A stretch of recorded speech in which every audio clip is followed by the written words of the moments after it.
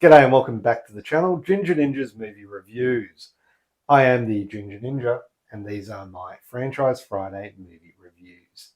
Now, if you're new to my channel, thank you very much for tuning in, stopping by and checking it out. We are currently going through the Alien film franchise.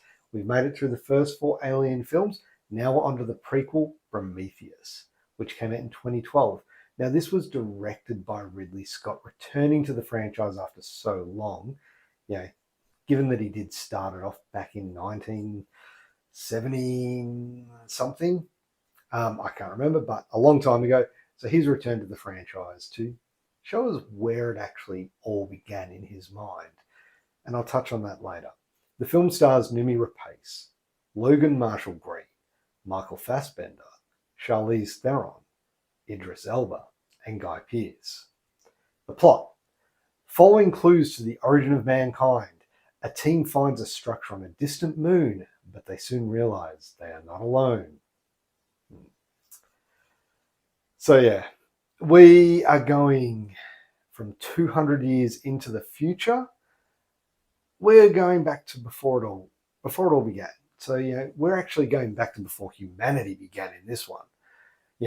This is before the Nostromo landed on LV-426 and before anyone took off and nuked the site from orbit, because it was the only way to be sure. Way before that, we are going back to where it all began, the start of humanity and the origins of the xenomorphs, for better or worse. Now, honestly, I don't think we needed this film. We don't need to know where the engineers came from.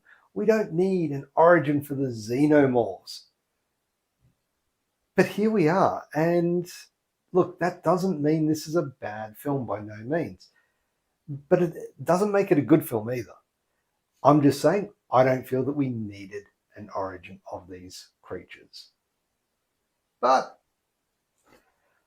let's have a look at Prometheus.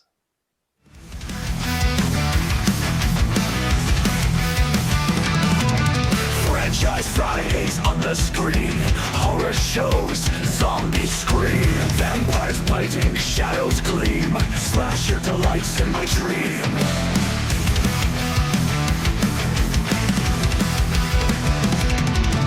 Shark master swims in fear, ghouls and ghosts, they appear. Sci-fi flicks, end is near, join the horror, shed a tear.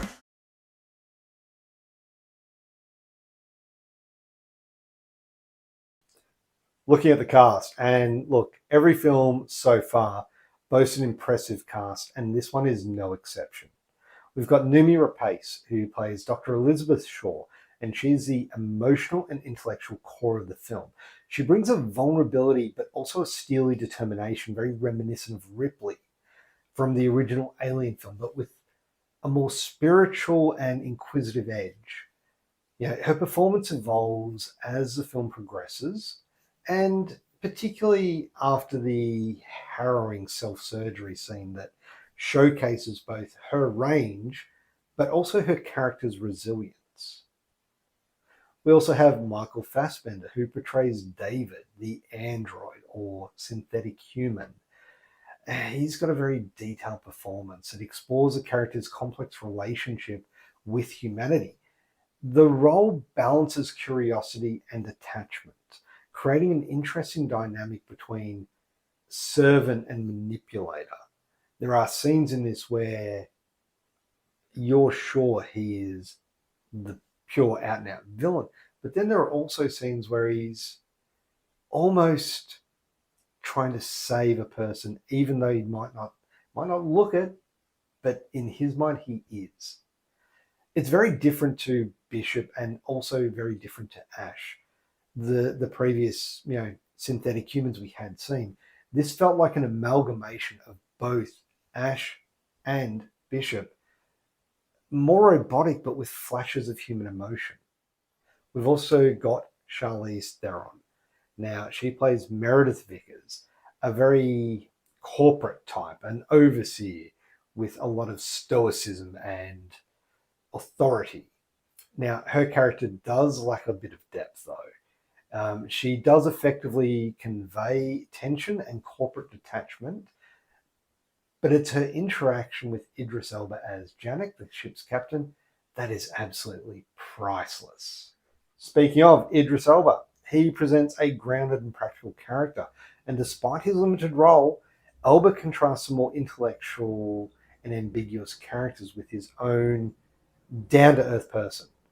Supporting actors such as Loganmarshallgreen and Guypearce, who's in heavy prosthetics playing Peter Weyland, they're fine, but they're not particularly memorable. Holloway especially comes off as underdeveloped, as he is, Elizabeth Shaw's partner in this. He lacks the depth needed to make his actual transformation resonate.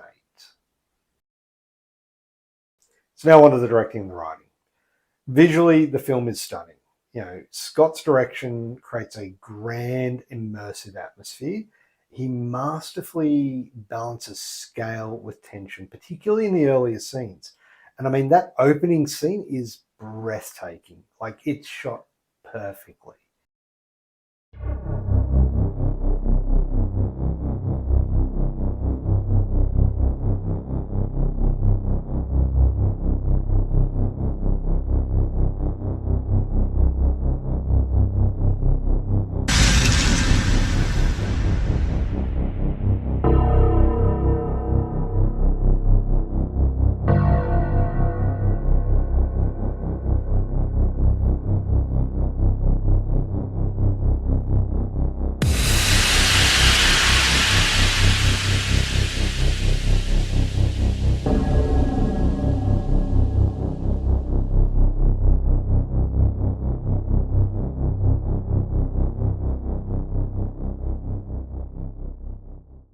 He builds suspense effectively in the first half of this film, and it echoes Alien with its slow burn horror.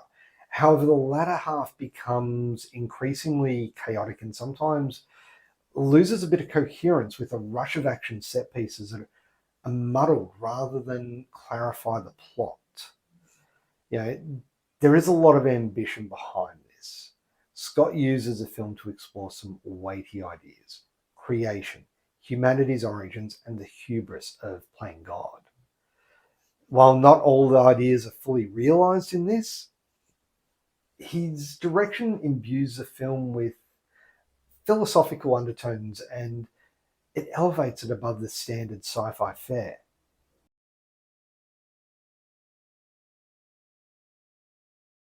Now on to the effects. And with all the Alien franchise films, the special effects have been pretty much good.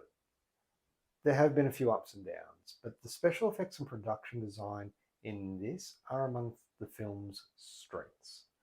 The alien landscapes, the engineered spaceship and its interiors are all richly detailed and beautifully rendered. The creature effects are less iconic than those in Alien. They're still eerie and effective. A standout sequence, I mentioned it earlier, was the self-administered surgery.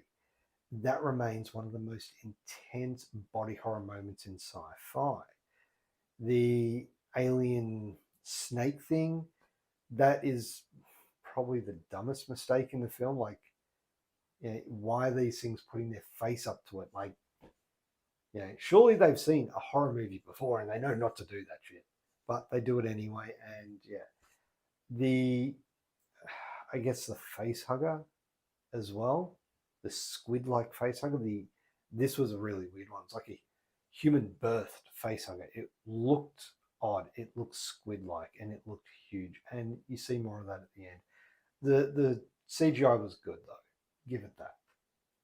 However, the alien that is birthed from the engineer, that is the weakest alien of the franchise in look and design. It looked terrible. It just looked shit. So now on to rewatchability. And will I rewatch this one? Yeah, I probably will. I saw this in the cinema and I do enjoy it. For all of its flaws, it's got a lot going for it that makes it an enjoyable film. It's not perfect, but it doesn't need to be. Final verdict. Prometheus is a visually stunning and thematically ambitious sci-fi film. And it does fall short in certain parts, such as character logic and narrative cohesion. Now, while the cast and direction elevate the material, the writing often hinders its potential. Still, it's a bold entry into the alien universe and one that rewards the visual application and philosophical curiosity more than the emotional engagement or tight storytelling. Overall, for a score, Prometheus gets a 7 out of 10. There you have it. That is my review of Prometheus. Have you seen this one? If you have, do let me know down in the comments below what you thought of this film. Am I right? Am I wrong? Did you like this one? Did you not like it? Happy to hear your thoughts on this one, because I know a lot of people are it's very hit or miss with a lot of people. Like, some people love this one, some people don't. And it's the same with the next one we'll be looking at, Covenant. So stay tuned for that. But anyway, before I dribble on too much, make sure you hit that thumbs up button. And if you haven't already, please do subscribe to the channel. Hit that notification bell so that way you are notified every time I do release a new review. Got my Franchise Fridays happening, and a new franchise will be starting in a couple of weeks. So yeah, that'll be fun. Anyway, thank you very much for watching. Have a great day. Bye.